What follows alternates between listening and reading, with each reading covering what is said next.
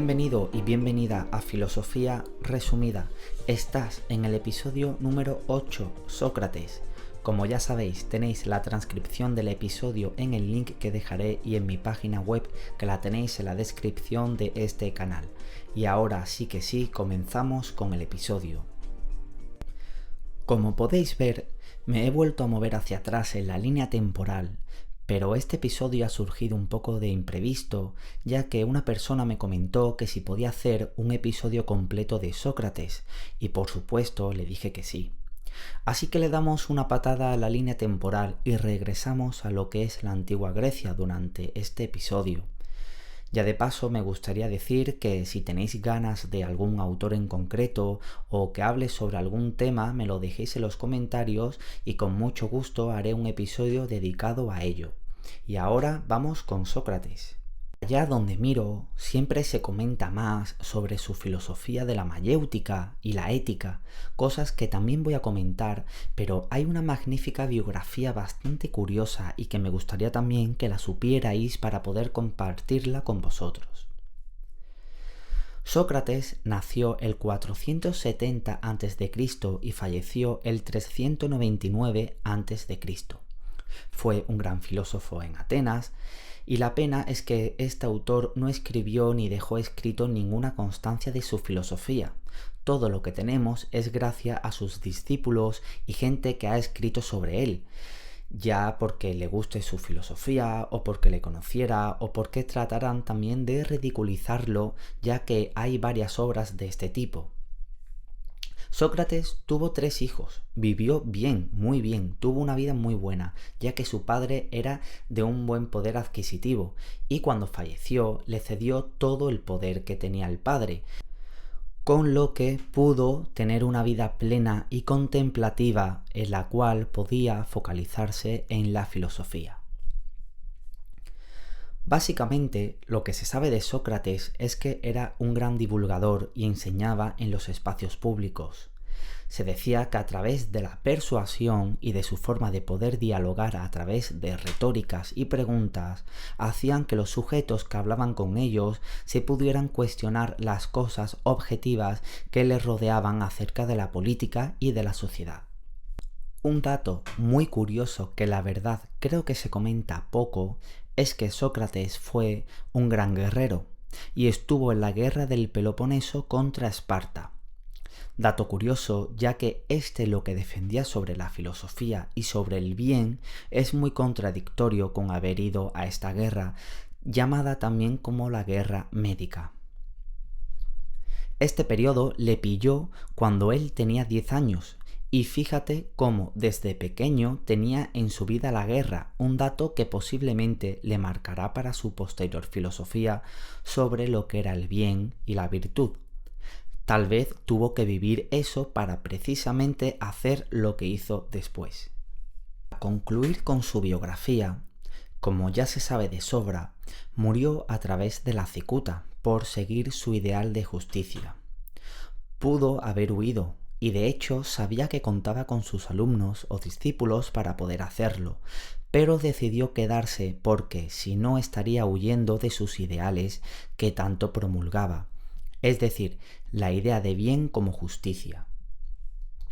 Por tanto, aunque no estuviese de acuerdo con su sentencia, cosa que en el juicio no intentó refutarlo demasiado, como era lo justo, era el bien y por tanto tenía que acatar lo que la justicia le mandaba.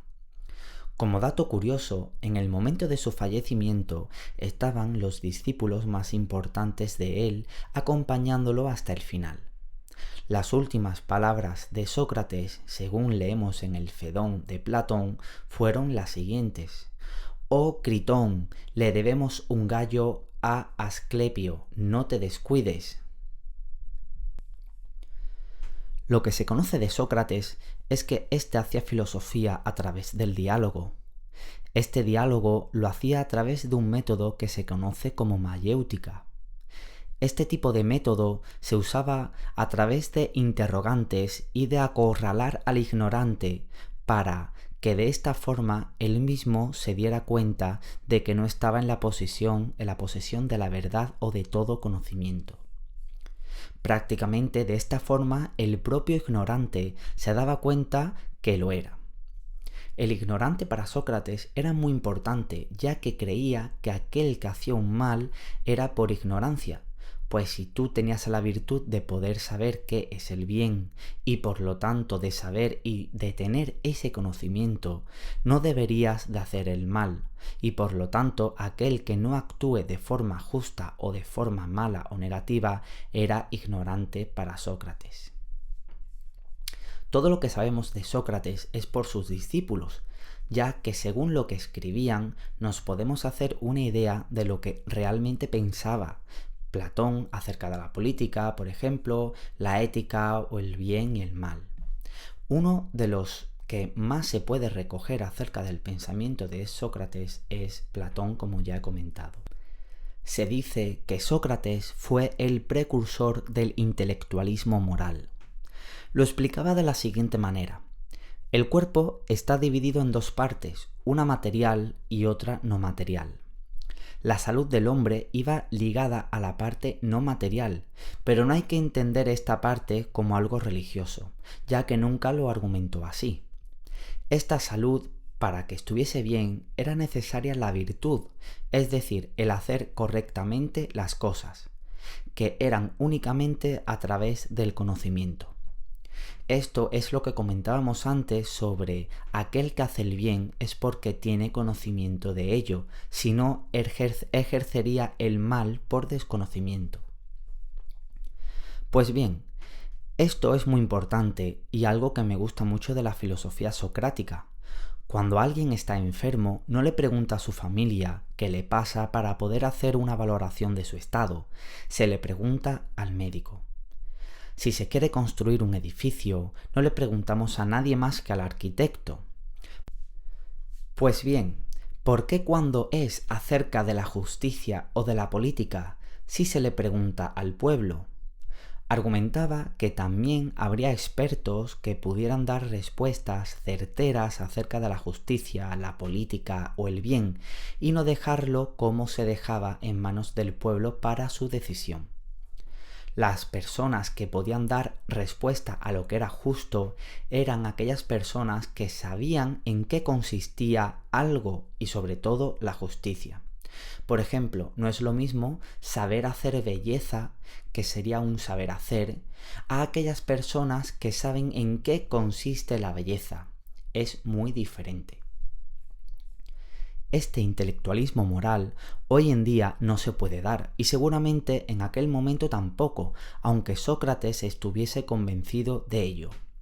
Considero que actualmente y desde siempre el ser humano sabe distinguir entre el bien y el mal y sabe que cuando algo está mal, está mal. Sería de una persona muy ilusa el creer que alguien que hace el mal es debido a que no sabe qué es el bien.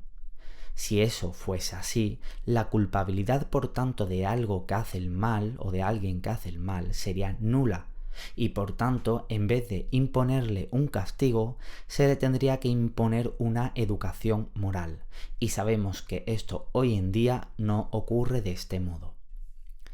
Precisamente esto de que el bien se debe identificar con la virtud es lo que posteriormente los estoicos defenderán en su doctrina. Y para concluir, os voy a contar lo que se denominan como las paradojas de Sócrates, que ayudan a entender ese intelectualismo moral como algo que no se sostiene por su propio peso. Una de las paradojas son: nadie desea el mal, y otra es: nadie se equivoca, ni se equivoca de forma voluntaria o consciente. Os dejo estas dos paradojas para que podáis reflexionar sobre ello. Y sin más, hasta aquí el episodio número 8.